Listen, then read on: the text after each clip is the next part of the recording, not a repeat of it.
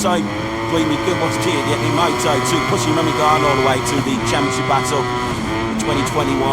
And the present night, he's under the cosh and needs a big result here in Kota this weekend as we pick up Pedro Acosta, who doesn't seem to matter what challenge you put in front of him.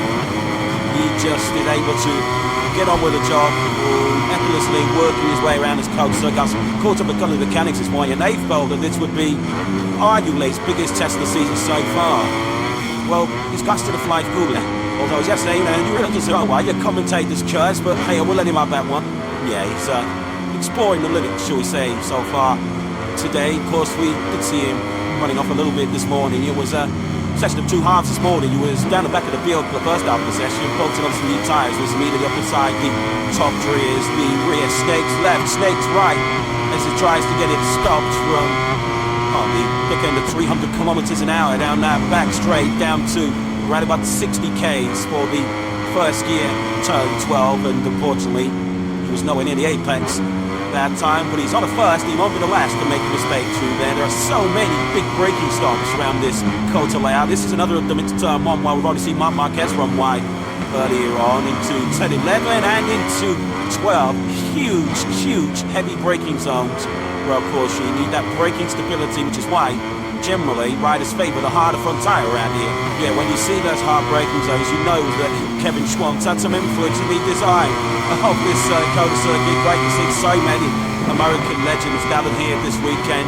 Teddy Roberts, of course, the cripple 500cc world champion in the late 70s, famous for his unbelievable battles with Barry Sheene. Wayne Rainey's here, of course, trying to unearth the future of American talents as the boss of Motor America. Kevin Schwantz is here, the 1993 500cc world champion.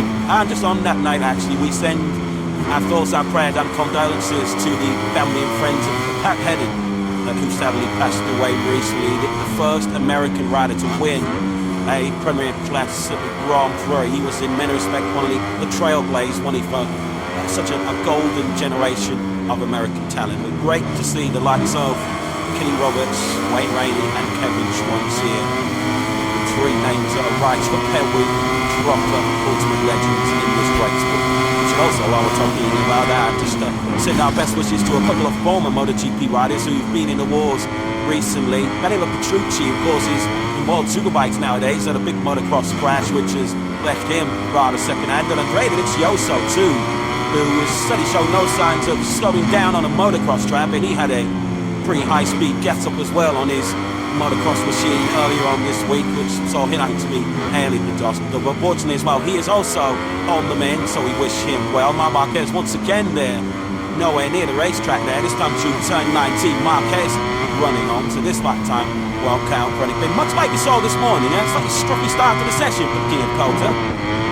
My promise at the start for another former Kota winner here, Anaya Bastianini on the 23 Ducati Omaibai team machine. And that is already rapid in this early part of practice, down to a 2:04.25. And Pedro Acosta is the first rider in the 283s, definitely joined immediately by the likes of Martin Sparger, Fernandez, Augusto Fernandez, and Jack Miller. Martina now leads early on with a 2:03.036. We're already inside the lap times that we saw this morning from Maverick Vinales to the 2:03.2. Aleix Espargaro, that's a significant jump on what we saw from him this morning. He was very quiet session for Aleix on the 41. He didn't do anything better than a 2:04.8 this morning. He was already a second 0.2 quicker than that's happening. So Martin, the man that's chasing the championship, the man that's chasing here nearly part of this practice session here in Kota under some glorious spring sunshine and almost perfect conditions. Grand Prix motorcycle racing, of course, tomorrow at 3 p.m. local time. The Tissot Sprint will be underway. 10 laps, then the full distance Grand Prix here on Sunday, over 20 laps. Yes, thanks, Jack. Thanks to a brilliant boss, Massimo Rivoli. At the moment, Aleix Espargaro, you have to say, very non-committal about his plans beyond 2024. It does seem that if he does decide to hang up his leathers as a race rider, well, he'll have an open door. Continue to become a brilliant test and development rider. That could be important as well to tap into Aleix's experience, given there's all kinds of strong rumours that there will be a significant technical change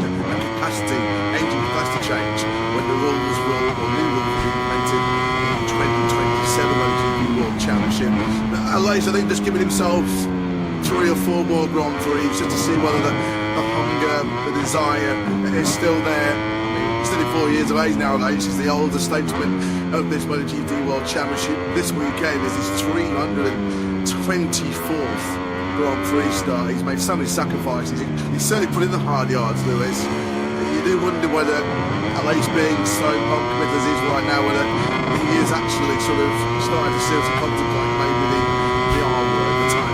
Yeah, I guess ultimately it will all come down to how competitive Malaysia Sparta is. I think for so many of these riders, the enjoyment comes from winning. The enjoyment comes from being competitive, and if Malaysia Sparta isn't, I guess that will make the decision for him. Of course, he's put in the shade a little bit recently by Maverick Vinales. It's so easy to forget. There's just a couple of rounds to go. The first race of the season, so many of us arrived at the sales circuit on the Sunday at Qatar, fully tipping Malaysia Sparta for victory that weekend. That afternoon, it all went wrong in the race itself. And the last 5 times now, Malaysia Sparta has finished the Grand Prix. He's finished down in 8th place. It hasn't been in the top 6 since we've taken last season. So that's the kind of streak that Malaysia Sparta has to try and snap out on if he can. There's no question how high in esteem Aprilia holds Malaysia Sparta in. They love him to bits down at that Milani factory. He's been such an integral part of their rise from also ran wooden spoon merchants in MotoGP half a decade or so ago to now being genuine race victory and title contenders. Because for Malaysia Sparta was going through, which is how much more gas is there in the tank. It's a training regime coming into this 2024 season, which certainly isn't the kind of thing you do when you're winding your career down. But I guess Malaysia Sparta, the longer this season goes on, particularly if he's not able to extract the maximum out of it, he may have a decision to make. He said pre-season his future is in his hands. It will be all down to speed and results. And whether reports are funny want to keep them, whether they all feel like they need to move in a different direction, maybe bringing on some younger talent on board.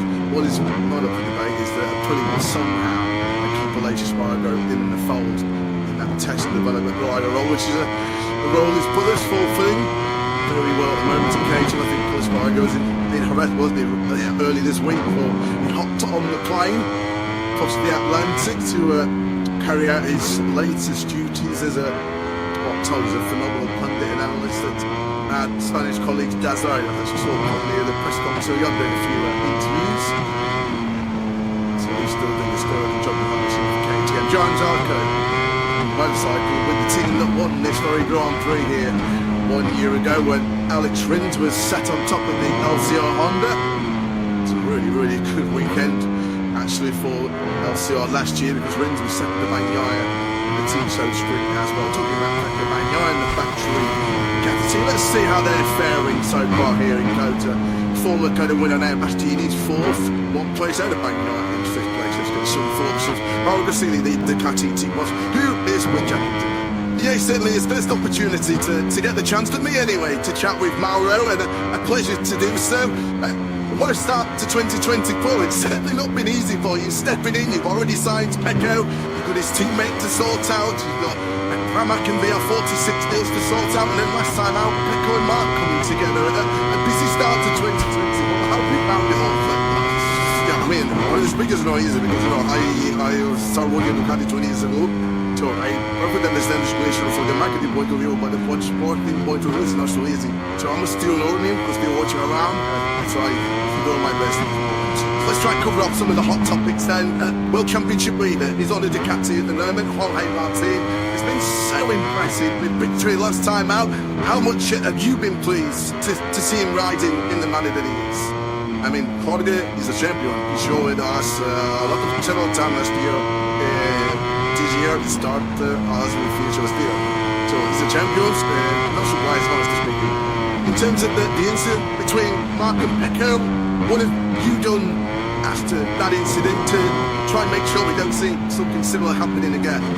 I mean, very easy. I sent both of them a message. What did you think about them? Just, hey guys, everything's under control. Pico and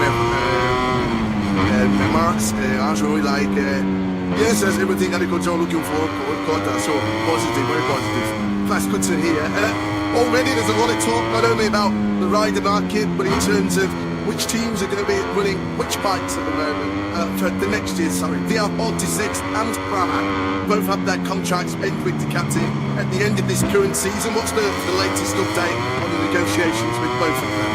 Yeah, we have some Timo Club, Hockenheim, Silverstone as well, 7-1, very much reminiscent of Magnus and Beckley's, isn't it, at Silverstone. So we tick up Vinales. This is right at the top end of the circuit. The bottom gear, turn 11, crucial there now to get good drive, get good acceleration grip as you power now down this long back straight, 1.2 kilometres in length, which makes it the longest straight on the Grand Prix calendar.